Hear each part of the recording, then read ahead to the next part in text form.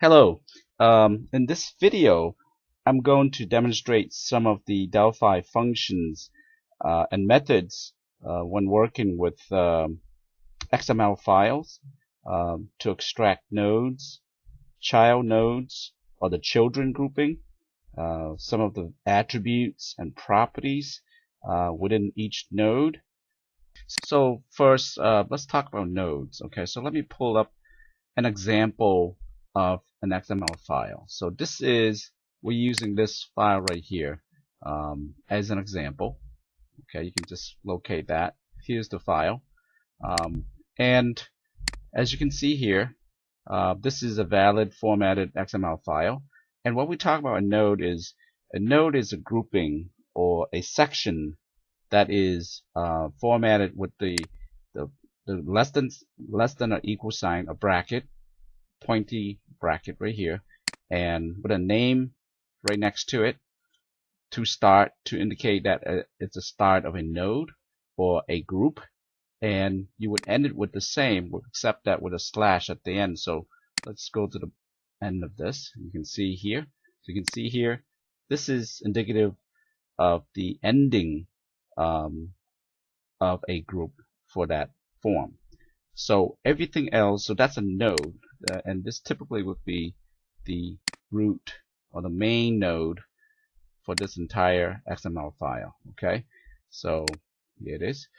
Now within a node, you could have other subnodes or child nodes. Okay, so here we can see that there's another group object, and you expect it to have like a bracket slash object at the end, similar to these right here, but these are actually sub nodes within the main node itself. So you could have nested multiple, like here. So this is another object right here. That's another node, and this is another one. But as you can tell, these are children nodes, right, within the main form, right there. Okay, so now that we know what nodes are, let's talk a little bit about properties and attributes. Within the XML file, you could have different attributes or properties. Things like this. You can assign value. You can create a token name, attribute name, and then assign value to each attribute. So in this case, in this example, this is a definition of an edit form. An edit form consists of different components and different set of properties within the form. For example, you have page control, which is the tab sheet. You have group boxes. You have grids. You have labels, and you have edit component, t-edit components, etc. So, and each one in itself would be a node. With, for example, let's say group box, okay? And within the group box, you could have other subsets, the subnodes, okay? And the properties we're talking about are the different attribute names and attribute values, okay? So when we talk about properties or we talk about attributes, these are the various attributes that we're talking about, and you can define them however you like. I mean, it depends on the needs and the usage of the particular XML.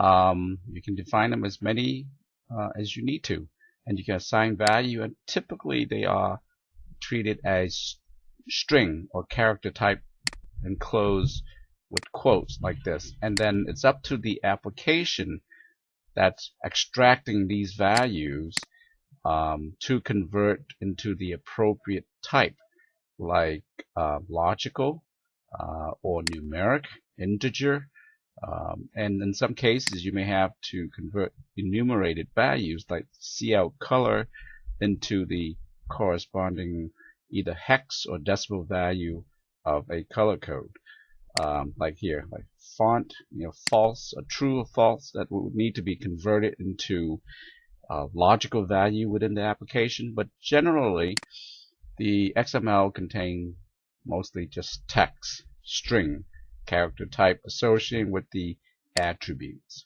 Okay, so now that we know the basic of the XML file layout, let's go ahead and look at some of the functions and methods within the Delphi project that we typically use to get to these values, and how we process, locate, extract the various attributes and properties within each node.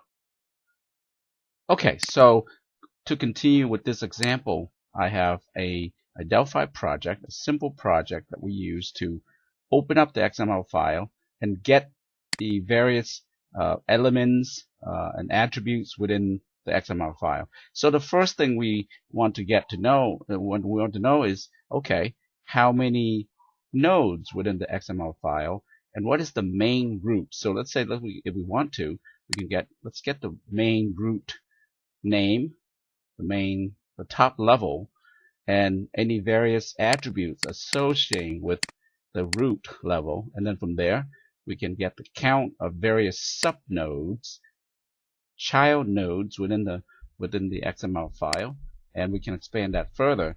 Okay, so in this project, as you can see, this project here is located in this XML search replace util, and here I have a method where, okay, to get the XML root level, simply assuming this is the XML source file that's already been opened, it's defined here.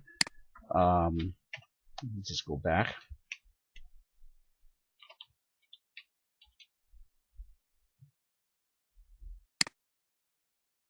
Here, it's just a TXML document type, and this is part of Delphi, and with it has many built-in methods, properties, and functions that you can just simply use to get to what we need. So the XML source, let's go back there.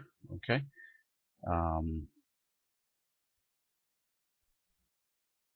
okay, here. So to get to the root, you can see that it's just simply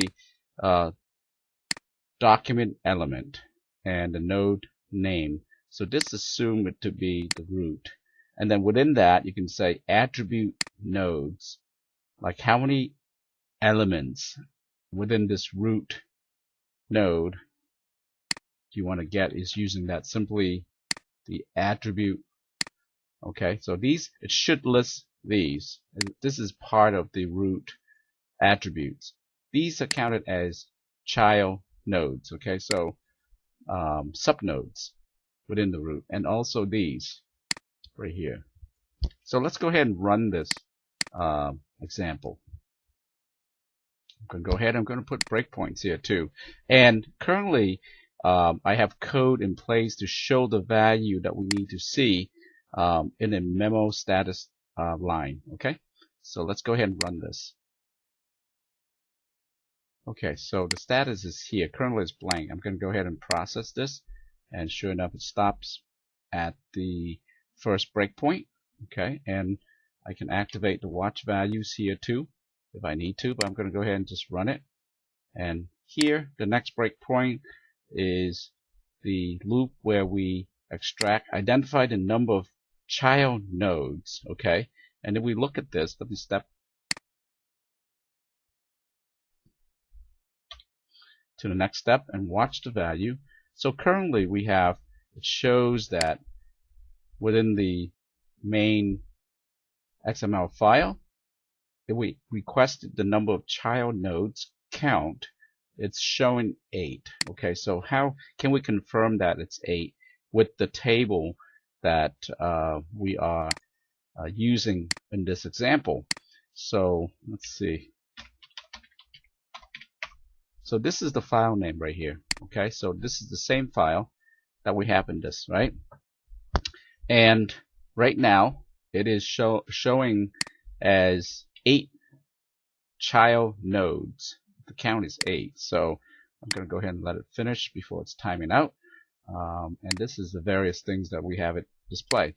But let's go ahead and confirm the nodes. Why is it 8? Okay, so typically the way you want to count a node is just simply for a large file like this, you just go to the n and look at the ending. So this is 1 right here. This is the root as mentioned. So form is the root, but how many within the main root do we have for sub nodes, right? So I would say this is 1, right? 1. This is another one, 2, 3, 4, 5, 6, 7, right? And that's a toolbar, okay? And then 8 would be the page. This would be all the way to the beginning, which is it has a lot more. This page control, typically on an edit screen, page control. So this is page. So total of 8 confirmed. All right. So that's what the system is reporting back for the number of nodes for this particular layout. And you can tell. Let me just pull up a typical edit screen just for you to see. Okay, so a typical, this is the form, right? This is the whole main form. And then you can see that within this form there are subsections or nodes, and one of the main one is this. The toolbar is one right here, the toolbar here, and then within that you have page control. So you have this. So this is the various sections within the toolbar. Well, excuse me, page control group, page control. So within page control you have tab sheet 1, 2, 3, 4, 5, 6, and so forth. So let's go back to this. Here you can see that within the tab sheet you have group boxes, and within group boxes you have label, you have edit boxes, drop down, lookup, so and memo fields, and so each tab sheet in itself is a node, and within each node you have group boxes, and so you have further grouping. So you can expect that within this you may have other subsections, subnodes, right? Objects, right? So you have this, and then you have other child nodes with its own set of properties, you know, edit box, labels, drop down boxes, and so forth. Okay, so let's go back here and take a look. Okay, and when we request the number of attributes, let's go back to the code again. Here we can say how many attribute nodes, and it's a 0 base, so it starts with 0, and the count is -1, and then you can get the element. So it's called node name, is the name. The node name is what we want to see here, like form style, window state, left, whatever. And within each node here you can say, okay, I want to get the height, the width, active page, etc.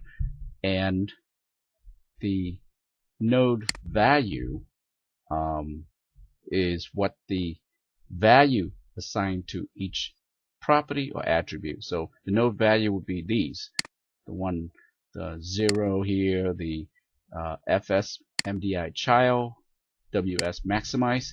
So to confirm that, if we look at the code, it's currently configured to extract the node name and then concatenate it with the equal sign with the node value, and then simply write it to the memo status field. Same with this here. Once you get the count, then it's supposed to get the properties or attributes for each node. Now keep in mind, for each one there may be other subnodes which we may have to identify and then expand. Okay, so these are just simply properties, attributes within the current node. So of the 8 nodes from the top level, there may be other subnodes which we may have to explore further in another example. But even with the child node here, like each child node, we are looping through to get the attribute counts, the attribute node count, and then get the name and the value, and this is the result. So you can see at the root level, according to this section of code here, you can see that the attributes and value are displayed, shown in this memo status field, and they match the values that we see in the actual XML form. form style, window state. So let's go back here. Form style, window state. So this is exactly how we extract the various attributes, nodes, or group sections, child sections within an XML file. Okay.